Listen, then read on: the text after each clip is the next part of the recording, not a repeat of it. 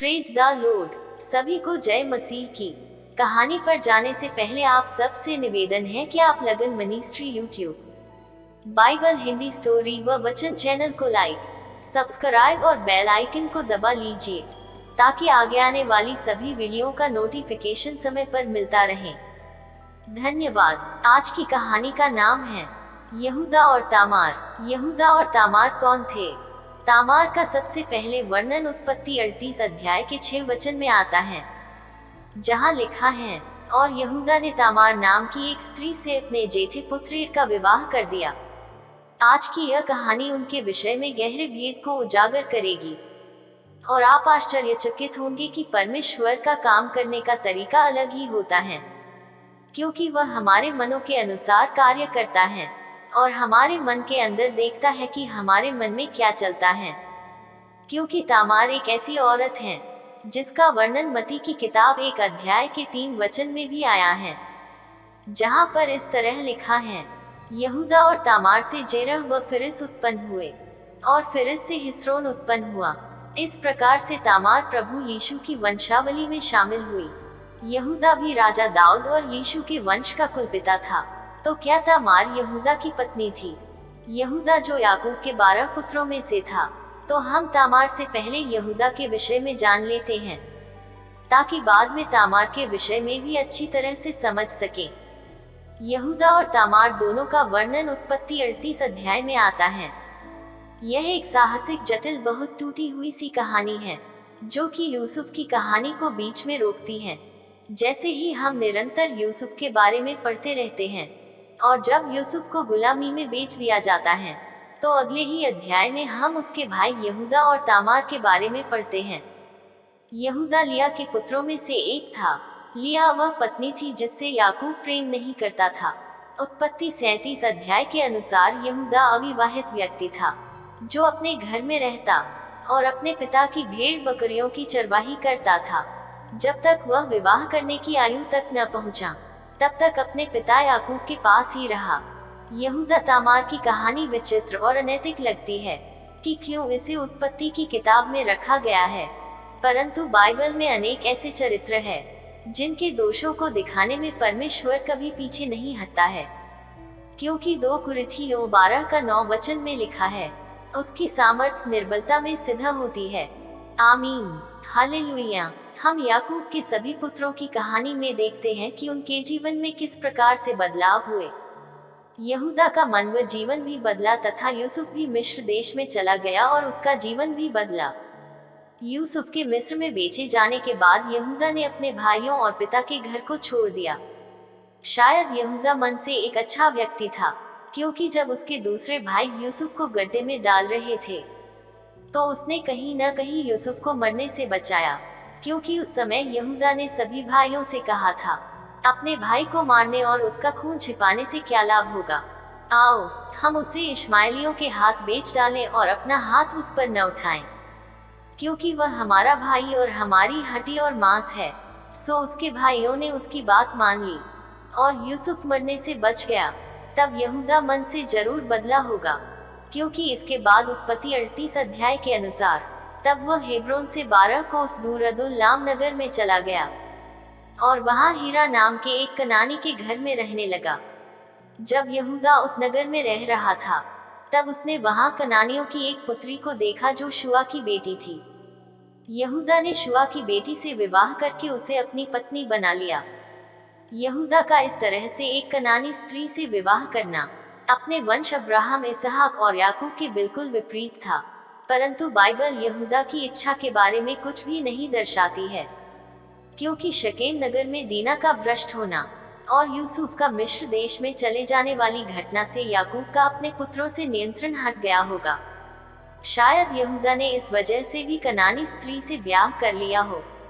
विवाह करने के बाद जब यहूदा उसके पास गया तो तब वह गर्भवती हुई और उसके एक पुत्र उत्पन्न हुआ और यहूदा ने उसका नाम एर रखा। एक और दूसरे पुत्र का नाम ओनान रखा गया। तब यहूदा उस नगर को छोड़ कजीब नामक नगर में आकर रहने लगा था। तब वहां फिर उसके तीसरा पुत्र उत्पन्न हुआ, उसका नाम शेला रखा गया।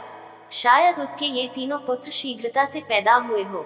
इस समय तक यहूदा कजीब नगर में ही रहता था।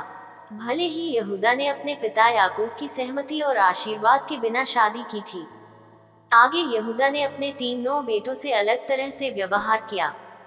जब उसका जेठा बेटा एर विवाह योग्य हुआ, तब यहूदा ने एर का विवाह तामार नामक एक स्त्री से कर दिया। परंतु वचन ये नहीं बताता कि तामार कनानी थी या इजरायली थी। इस प्रकार तामार याकूब के घराने में यहूदा के जेठे बेटे की बहू के रूप में आई। और आगे की कहानी में हम देखेंगे कि यहूदा और तामार किस प्रकार से प्रभु यीशु की वंशावली में आए। हालेलुया। तामार का नया पति यहोवा के लेखे में दुष्ट था, इसलिए यहोवा ने उसको मार डाला। बाइबल उसके पापों को तो नहीं दर्शाती है, परंतु जो भी वह कार्य करता होगा वह यहोवा की नजरों में दुष्ट ही थे। इस कारण यहोवा यहूदा के दूसरे बेटों को भी दिखाना चाहता हो कि वे भी अपने पापी कार्यों से मन फिराए और यहोवा के मार्ग पर चलें। तामार के पति की मृत्यु के पश्चात यहूदा ने अपने दूसरे बेटे ओनान से कहा, तू अपनी भौजाई के पास जा और उसके साथ देवर का धर्म पूरा करके अपने भाई के लिए संतान उत्पन्न कर। ओनान ने अपने पिता की बातों को आधे अधूरे तरीके से माना और ओनान ने भी अपने असली चरित्र को दिखा दिया। ओनान तो जानता था कि संतान तो मेरी न ठहरेगी। सो ऐसा हुआ कि जब वह अपनी भौजाई के पास गया, अर्थात उसने पिता की एक बात तो मानी परंतु दूसरी बात को मानने में असफल हुआ। दूसरी बात में उसको वंश पैदा करना था। जब भी वह तामार के पास जाता तो हर बार वह अपना वीर्य भूमि पर गिराकर उसका नाश करता, जिससे ऐसा न हो कि उसके भाई के नाम से कोई औलाद उत्पन्न हो। ऐसा करके वह अपने भाई की औलाद को पैदा करने में इनकार करता रहता। ओनान ने तामार के साथ घिनौना व्यवहार किया और उसको भोग की वस्तु समझा। वह अपनी वासना को पूरी करता रहा, देवर धर्म को निभाने में असफल रहा।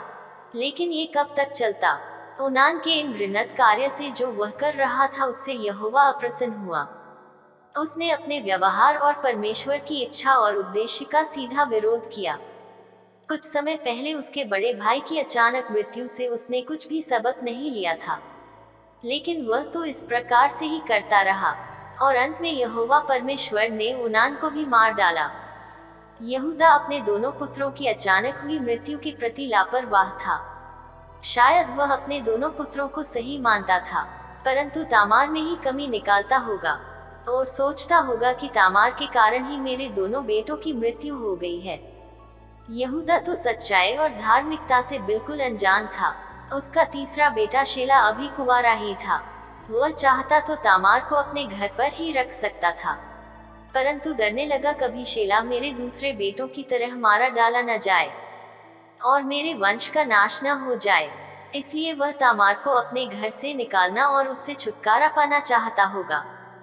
तब यहूदा के मन में एक विचार आया और वह तामार से बोला, जब तक मेरा पुत्र शेला सियाना न हो जाता है तब तक तू अपने पिता के घर में विधवा बैठी रह। तब तामार इस आशा में ही अपने पिता के घर में जाकर रहने लगी, क्योंकि ऐसा कहकर यहूदा ने बहू तामार को भविष्य में अपने पुत्र के द्वारा एक वारिस देने की प्रतिज्ञा दी। परंतु यहूदा के मन में तो कुछ और ही विचार था, क्योंकि 11 वचन में, कहीं ऐसा न हो कि अपने भाइयों की नाई शेला भी मरे। इसलिए उसने शेला को छिपा दिया और उसे तामार से दूर रखा। क्या यहूदा ऐसा करके सही कर रहा था या गलत कर रहा था? परंतु इस समय तो बस वह यही सोच रहा था कि इस औरत के कारण मेरे दोनों बेटों की मृत्यु हुई है, जबकि वे दोनों अपनी दुष्टता के कारण ही मारे गए थे।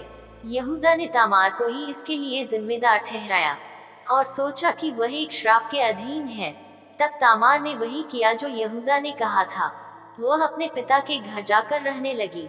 इससे यहूदा भी तामार की ओर से उसकी पारिवारिक जिम्मेदारी से मुक्त हो गया।